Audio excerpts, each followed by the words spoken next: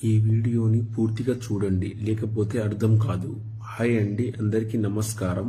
మరుగుమందు ఎలా తయారు చేస్తారో, అసలు ఈ మరుగుమందు నిజమా కాదా, దీనివల్ల ఉపయోగాలు ఏంటి, ఈ వీడియోలో తెలుసుకుందామండి. ఈ మరుగుమందు అనేది మన పూర్వకాలం నుంచే ఉన్నది.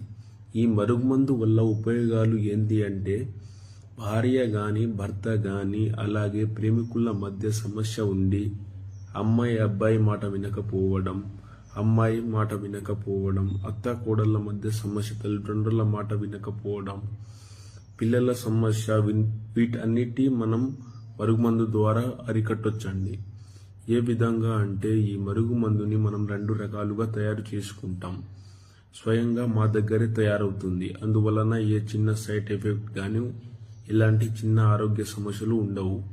ఈ మరుగుమందుని ఒకటి పసరు రూపంలో తయారు చేస్తాము, రెండవది వచ్చేసి పౌడర్ రూపంలో